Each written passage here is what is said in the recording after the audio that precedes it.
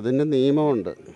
ഈ NIA ഇടപെടുന്നതിന് FIRൻ്റെ അടിസ്ഥാനത്തിലാണ് അത് ഇടപെടലുണ്ടാകുന്നത്. അപ്പോൾ FIR എങ്ങനെയാണെന്നുള്ളത് മനസ്സിലാക്കട്ടെ. ആദ്യത്തെ ഞാൻ മനസ്സിലാക്കുന്നത് നാച്ചുറൽ ഡെത്തേ ഉള്ളതെന്നാണ്. അൺനാച്ചുറൽ ഡെത്ത് അപ്പോൾ അൺനാച്ചുറൽ ഡെത്ത് മാത്രമേ ആദ്യം വരുന്നത്. അത് കഴിഞ്ഞുള്ള എന്താ അഡീഷൻ എന്നുള്ളത് കിട്ടിയിട്ടില്ല. അപ്പോൾ അതിൻ്റെ അടിസ്ഥാനത്തിൽ അതിൻ്റെ പ്രൊസീജിയർ പൂർത്തിയായെങ്കിൽ മാത്രമേ അതിനെപ്പറ്റി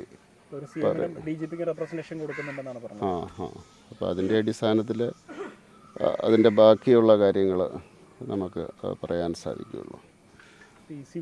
ഇങ്ങനെ ഒഫൻസ് നടന്നതായിട്ട് കേന്ദ്രം സംശയിക്കുന്നുണ്ട്. അവർ ആരോപിക്കുന്ന പോലുള്ള മതപരിവർത്തനം അല്ലല്ല, അതങ്ങനെയല്ല. അത് ഇതെല്ലാം പ്രൊസീജിയറല്ലേ. FIRൻ്റെ ഇവിടുത്തെ റിപ്പോർട്ട്, ഇവരുടെ പരാതിയിൽ എന്തൊക്കെയുണ്ട്, ഇവരുടെ സ്റ്റേറ്റ്മെൻറ്റിൽ എന്തൊക്കെയുണ്ട്, അത് FIRൽ ഉൾപ്പെടുത്തിയിട്ടുണ്ടോ, പിന്നെ ഇവർ DGPക്ക് കൊടുക്കുന്നുള്ള ഒരു പ്രൊസീജിയറാണ്. അതിൻ്റെ അടിസ്ഥാനത്തിലാണ് അതിനൊരു പൊളിറ്റിക്കൽ ഇടപെടലില്ലല്ലോ. NIA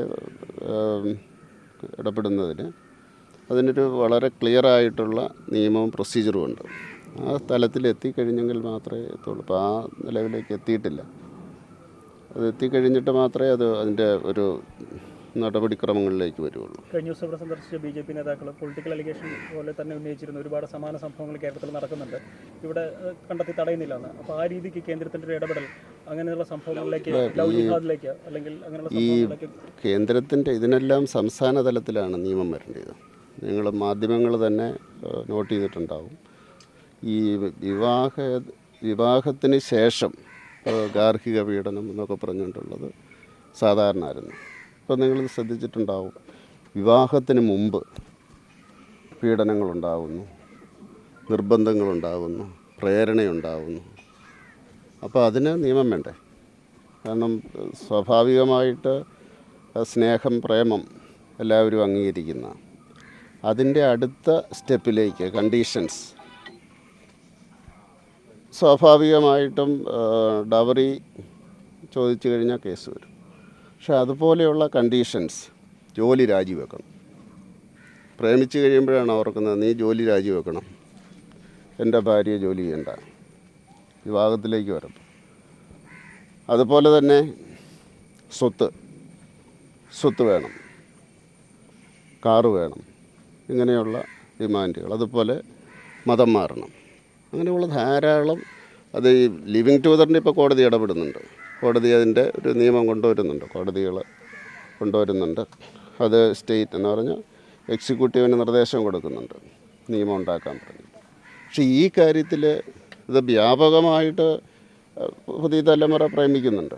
പക്ഷേ കണ്ടീഷനിലേക്ക് വരികയും, കണ്ടീഷൻ കുഴപ്പമില്ല, ഫിസിക്കലായിട്ടുള്ള ആക്രമണങ്ങൾ, മർദ്ദിക്കുക, ഇതിനുവേണ്ടി ഒത്തിരി കേസുകൾ നമുക്കറിയാം, മർദ്ദിക്കുന്നു. അപ്പോൾ ഇത് തടയുന്നതിന് വേണ്ടി സംസ്ഥാന സർക്കാർ നിയമം കൊണ്ടുവരണം. ഇങ്ങനെയുള്ള കാര്യങ്ങളെല്ലാം കൂടി ഇന്ന വേഷം ധരിക്കണം. അതൊക്കെ വിവാഹത്തിന് മുമ്പ് തന്നെ പറയുകയാണ്. അതിൻ്റെ പേരിൽ സ്വാഭാവികമായിട്ടും പ്രേമമായതുകൊണ്ട് അവർക്കൊരു അപ്രോച്ചിനുള്ള ഇത്, വിവാഹം മറ്റേ രീതിയിൽ ആലോചിക്കുന്നില്ല, അതുണ്ടാവില്ല. പക്ഷേ ഇവർക്കൊരു അടുപ്പം ഉണ്ടാവും. അതൊരു നിയമപരമായിട്ടുള്ള ബോണ്ടൊന്നുമല്ല. ഈ സ്നേഹം ഒരു കയറി ഫിസിക്കലായിട്ട് ആക്രമിക്കാനുള്ള ഒരു ലൈസൻസ് ഒന്നുമല്ല.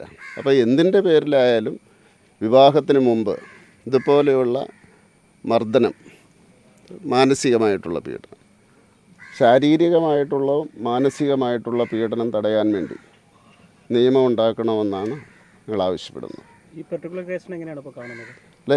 അല്ല, ഞാൻ പറഞ്ഞല്ല ഇതിൻ്റെ അകത്ത് വന്നല്ലോ. ബാക്കിയുള്ളത് അന്വേഷണത്തിൻ്റെ അടിസ്ഥാനത്തിൽ കണ്ടെത്തേണ്ടതാണ്. ഒരു കൺക്ലൂഷനിലേക്ക് എത്തും. അപ്പോൾ ആ രീതിയിൽ വരികയാണെങ്കിൽ അന്വേഷണം വേറെ രീതിയിൽ പോകും. അല്ല, അതിൻ്റെ അകത്തൊരു വിഷയം, ഞാൻ മന്ത്രിയാണ്, ഞാൻ മൈനോറിറ്റി കമ്മീഷൻ്റെ വൈസ് ചെയർമാനായിരുന്നു. 2009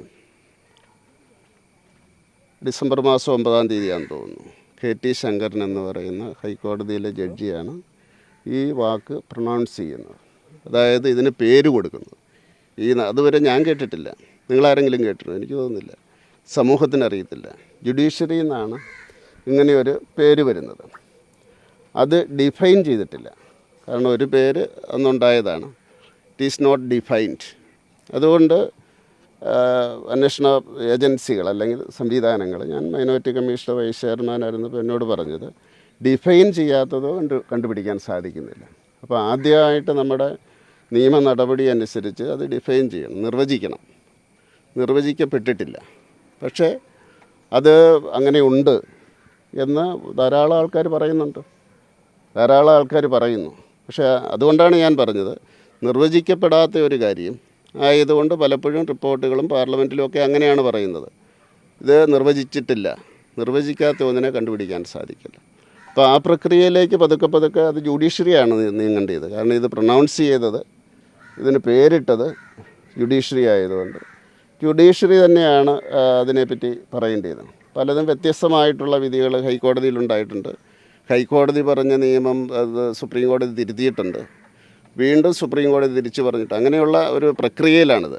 ഇപ്പോൾ ആ പ്രക്രിയ എത്ര നാൾ നീങ്ങണമെന്ന് എനിക്കറിയത്തില്ല. ജുഡീഷ്യറിയുടെ ഭാഗത്തുനിന്ന് തന്നെയുള്ളത് ആ ഒരു നിർവചനം ഉണ്ടാകുകയും അല്ലെങ്കിൽ നമ്മുടെ ലെജിസ്ലേച്ചറിനോടത് ഈ രീതിയിൽ നിയമം ഉണ്ടാക്കാൻ പറയുകയും ചെയ്യുന്നിടം വരെ ഈ പ്രക്രിയ തുടരും. പക്ഷേ അതിനു മുമ്പ് ഇത് തടയുന്നതിനുള്ള ജനറലായിട്ടുള്ളൊരു നിയമത്തെ പറ്റിയാണ് ഞാൻ പറഞ്ഞത്. കുടുംബം ഇപ്പോൾ ഈ നിലവിൽ സ്റ്റേറ്റ് പോലീസിൻ്റെ അന്വേഷണത്തിൽ തൃപ്തരാണ് എന്താണ് അവർ പറയുന്നത്, സംസാരിച്ചത്? അല്ല, അതിൻ്റെ പ്രക്രിയ നടന്നുകൊണ്ടിരിക്കുകയെന്ന് അവർ പറഞ്ഞു. അവർ പരാതി കൊടുക്കുക, അതൊക്കെ ചെയ്യുന്ന അതിൻ്റെ പ്രൊസീജിയറാണല്ലോ. അതിൻ്റെ അകത്തോട്ട് ഞാൻ ഇടപെടേണ്ട കാര്യം ഒരു നിയമപരമായിട്ടുള്ള, കാരണം അഡീഷണൽ ആയിട്ട് അവരെന്തോ ചേർക്കുന്നുണ്ടെന്നാണ് പറഞ്ഞത്.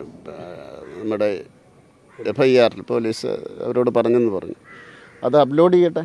നമ്മളത് പോലീസിൻ്റെ ഒരു പ്രക്രിയയല്ലേ, അതിൻ്റെ ഒരു അപ്ലോഡിങ് എന്താണ് ചെയ്യുന്നതിൻ്റെ അടിസ്ഥാനത്തിലേ നമുക്ക് പറയാൻ പറ്റുള്ളൂ. ഇത് ഇപ്പോൾ അപ്ലോഡ് ചെയ്തിരിക്കുന്ന അൺലാച്ചറിലെത്തിൻ്റെയാണ്. അഡീഷണലായിട്ട് അവരെടുത്തിട്ടുണ്ട്, അവർ അപ്ലോഡ് ചെയ്യും. അതുവരെയും കാത്തിരിക്കാം. അവരതാണ് പ്രതീക്ഷിക്കുന്നത്. ഇവർ പറഞ്ഞതനുസരിച്ചുള്ള വകുപ്പുകൾ ഉദ്ദേശിച്ച് ഇവരുടെ സ്റ്റേറ്റ്മെൻറ്റിൻ്റെ അടിസ്ഥാനത്തിലുള്ള വകുപ്പുകൾ ഉൾപ്പെടുത്തുമെന്നാണ് ഇവർ പ്രതീക്ഷിച്ചിരിക്കുന്നത്. അപ്പോൾ അപ്ലോഡ് ചെയ്യുന്നിടം വരെയും കാത്തിരിക്കുക എന്നുള്ളതാണ്.